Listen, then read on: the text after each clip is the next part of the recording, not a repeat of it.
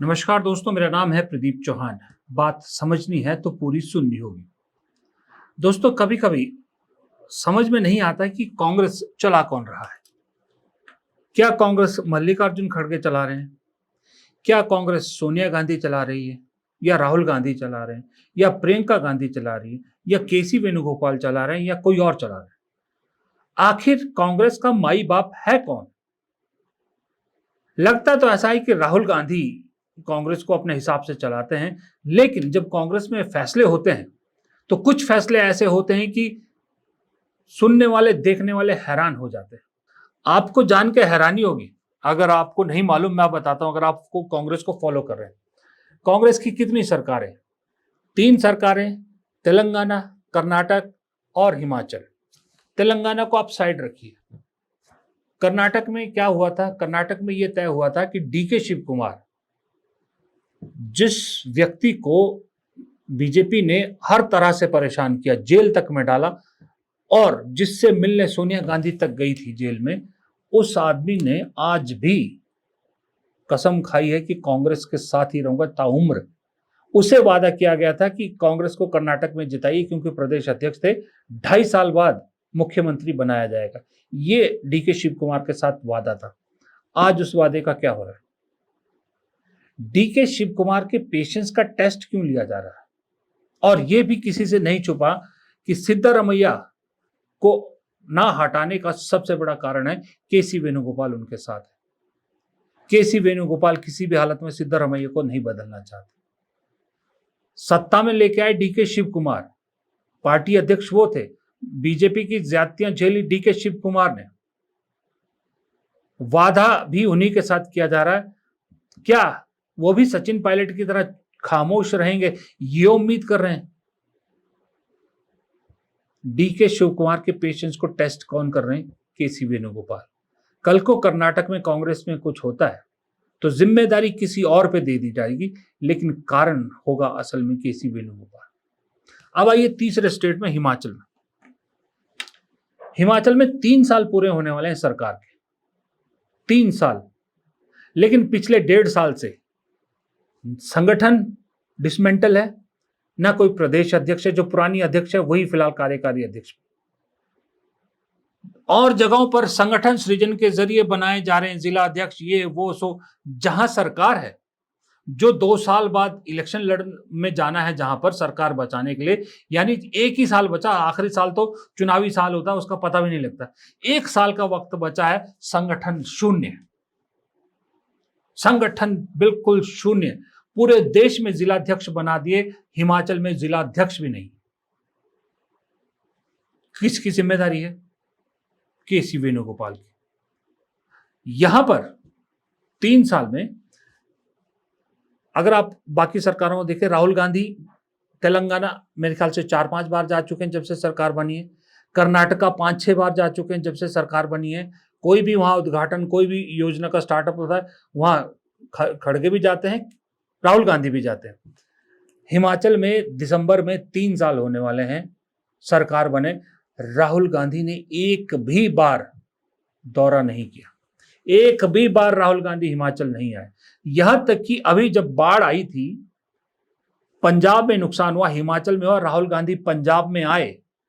पंजाब को जो सरकार ने, केंद्र सरकार ने, मोदी जी ने जो कंपनसेशन दिया, उसके खिलाफ राहुल गांधी ने कहा यह बहुत कम है।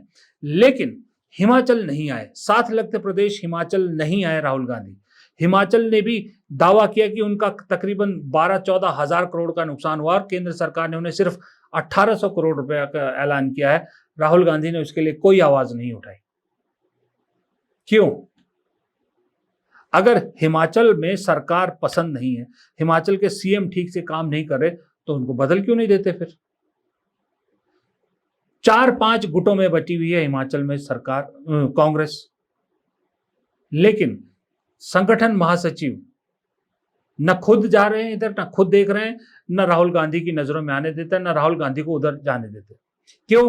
क्योंकि यहां पर प्रियंका गांधी, क्योंकि उनका घर है शिमला में, तो प्रियंका गांधी एक तरह से आप कह सकते हो अपडेट लेती रहती है। पहले वो इन्वॉल्व होती थी यहां पर सरकार और कांग्रेस को लेकर, अब उन्होंने भी डायरेक्ट इन्वॉल्वमेंट लेना बंद कर दिया। शायद फीडबैक लेती होंगी। केसी वेणुगोपाल को पसंद नहीं है कि उनके रहते कोई और वहां पर कमान संभाले। प्रियंका गांधी का घर है तो जाहिर सी बात है नेता उनसे मिलेंगे, उनसे बात रखेंगे, लेकिन प्रियंका गांधी क्या है पार्टी में, कोई पावर थोड़ी उनके पास। तो यानी कि एक तरह से यहां तो हिमाचल में लोगों ने मान लिया है कि कांग्रेस ने तय कर दिया कि अब अगली बार तो हमको आना नहीं है, बीजेपी को आना है, तो क्यों मेहनत करनी। कांग्रेस ने हार मान ली है ऑलरेडी, ये लोगों के दिमाग में यहां बात अच्छी तरह से बैठ गई। मैं खुद हैरान होता हूं, कर्नाटक तेलंगाना दौड़े दौड़े जाते हैं राहुल गांधी, हिमाचल एक बार नहीं आए। अगर हिमाचल सरकार ने अपने वादे पूरे नहीं किए तो एक्सप्लेनेशन लीजिए, मुख्यमंत्री को दिल्ली तलब कीजिए, पूछिए क्यों नहीं हुए, वो भी कुछ नहीं होता।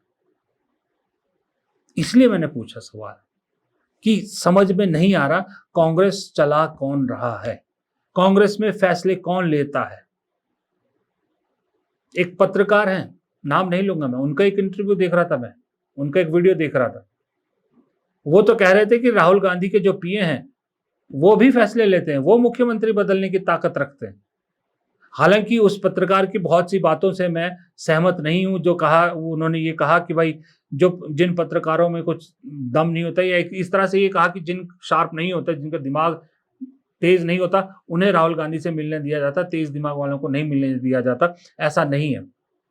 अब राहुल गांधी किन किन पत्रकारों से मिले हैं ना, अगर इस शख्स को उनके नाम पता लग जाए ना तो उनके सामने ये आधा गिलास पानी भी नहीं है जो पत्रकार ऐसी बातें कर रहा था। लेकिन यह बात से मुझे भी इत्तेफाक लगा कि जब उन्होंने कहा कि राहुल गांधी का पीए भी इतना दम रखता है। हो सकता है भाई, कांग्रेस में कुछ भी हो सकता है। राहुल गांधी को चेहरा बना के कभी इस मुद्दे पे, कभी उस मुद्दे पे, कभी इसमें फंसा रखा है, कभी उसमें फंसा रखा है, कभी संगठन या उस पार्टी में क्या हो रहा है उस तरफ राहुल गांधी को ध्यान ही ना दिला, बस उन्हें इस्तेमाल करो। कभी जी आप कार्यकर्ता सम्मेलन में उनको ले जाओ, कभी जिला अध्यक्षों की ट्रेनिंग में उनको ले जाओ, कभी इसमें ले जाओ, कभी उसमें ले जाओ, बाकी आप जी मोदी जी से लड़ते रहो, पीछे मत देखो। अगर ऐसा हो रहा है तो फिर ये राहुल गांधी की सबसे बड़ी नाकामी है। फिर वो सारी जिंदगी झंडा उठा के नारे लगाते रहो, वोट चोर, जो मर्जी करो, कुछ नहीं होने वाला। ये दिक्कत कांग्रेस में अब मुझे तो ऐसा लगा कि ये जो हरियाणा में अपॉइंटमेंट हुई है, इससे सबसे ज्यादा इंसल्ट मेरे हिसाब से अगर किसी को महसूस होनी चाहिए तो राहुल गांधी को होनी चाहिए। या तो राहुल गांधी को बोलना नहीं चाहिए था कि युवाओं को कमान दी जाएगी, युवा चेहरे को कमान दी जाएगी। बोलने के बावजूद अगर ये युवा चेहरे हैं तो फिर उस हिसाब से हम तो अभी पैदा भी नहीं हुए, फिर मतलब हम तो अभी बच्चे हैं, और जो हमसे युवा हैं जो 25-30 साल के, वो तो फिर पैदा भी नहीं हुआ, उन्हें तो फिर कांग्रेस में कोई रिस्पॉन्सिबिलिटी मिलेगी इसकी आस ही छोड़ देनी चाहिए। क्योंकि कांग्रेस में बहुत सारे ऐसे हैं, जिग्नेश मेवानी एक बहुत बड़ा एग्जाम्पल है। लोग उनके साथ के छोड़ के बीजेपी में चले गए, अच्छा खासा मलाई खा रहे हैं, वो कांग्रेस में टिका रहा। असम तक गिरफ्तार करके ले गए उनको, लेकिन वो फिर भी कांग्रेस में टिका रहा। नतीजा क्या है, आज वो कुछ नहीं, एक सामान्य विधायक हैं, कोई जिम्मेदारी उनको नहीं दी जा रही। क्या उनका भी इंतजार किया जा रहा है कि कुछ ज्योतिरादित्य सिंधिया टाइप वो भी बन जाए? मैं यहां पर एक चीज और क्लियर कर लूं, मैं राहुल गांधी को जिम्मेदार नहीं माना, क्योंकि हर काम वो नहीं कर सकते। वो ना अध्यक्ष है ना जनरल सेक्रेटरी ऑर्गेनाइजेशन है, वो पार्टी के चेहरा एलओपी हैं, वो अपना काम कर रहे हैं। भाई जिनको संगठन का काम करना है वो क्यों नहीं कर रहे, और अगर नहीं कर रहे तो उन्हें नमस्ते क्यों नहीं किया जा रहा। आपको उदाहरण के तौर पे बताता हूं, भी कुछ दिन पहले राहुल गांधी ने विदेश दौरे जाने से पहले गुड़गांव में रात को कांग्रेस के नेताओं से मुलाकात की हरियाणा की, और वहां उनसे कहा कि हरियाणा की कमान इस बार किसी युवा को सौंपी जाएगी, और ऐसा युवा जिसकी जमीनी पकड़ हो। अब आपके सामने ये तस्वीर है। अब मुझे इन दोनों में से बता दीजिए कौन युवा आपको नजर आ रहा है। एक भूपिंदर सिंह हुड्डा 78 साल के सीएलपी लीडर बना दिया, दूसरे राव नरेंद्र सिंह 61 साल के प्रदेश अध्यक्ष बना दिए गए।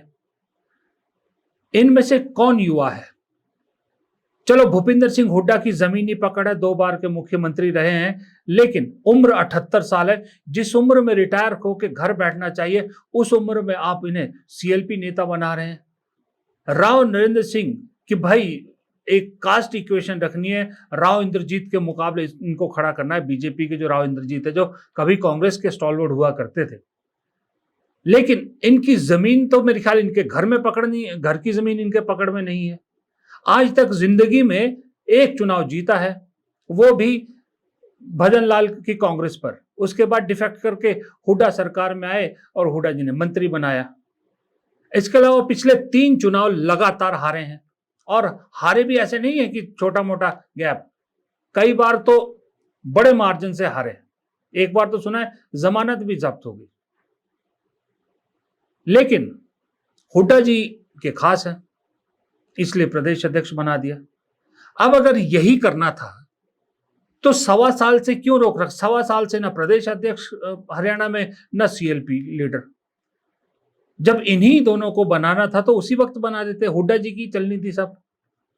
अच्छा, मजे की बात देखिए, हुड्डा जी के दूर विरोधी अपने आप को कहने वाले रणदीप सुरजेवाला ने वक्त नहीं लगाया राव नरेंद्र सिंह को जाके बधाई देने में। थाली के बैंगन की तरह कब कैसे पलट जाते हैं, ये कांग्रेस में चल रहा है। अच्छा, ये सबसे बड़ी सवाल कि ये जो अपॉइंटमेंट हुई, राहुल गांधी के विदेश जाते ही क्यों ये चिट्ठी निकाली गई? इसलिए मैंने कहा कि कांग्रेस कौन चला रहा है समझ में नहीं आ रहा। इससे एक इशारा तो मिल रहा है, जो मेरे सूत्र भी बता रहे हैं, कि राहुल गांधी इससे खुश नहीं है। तो अगर आपका सबसे बड़ा इससे नेता खुश नहीं है और उसके बावजूद ये चिट्ठी निकाली जा रही है, इनके अपॉइंटमेंट के आदेश निकाले जा रहे हैं, तो फिर कौन ऐसा है जो राहुल गांधी से भी बड़ा हो गया कांग्रेस में?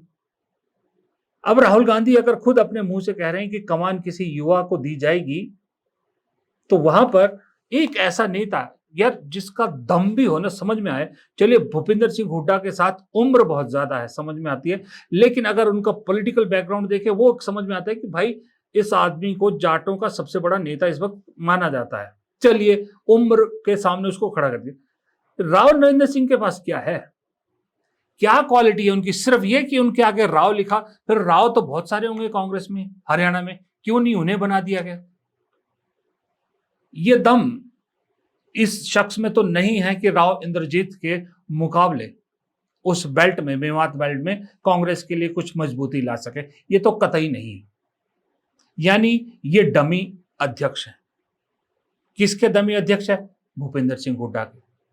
राहुल गांधी कह रहे हैं कि मुझे युवा कांग्रेस बनानी है, युवाओं को ज्यादा मौका देना है, और मौका किनको मिल रहा है? मौका इन लोगों को मिल रहा है।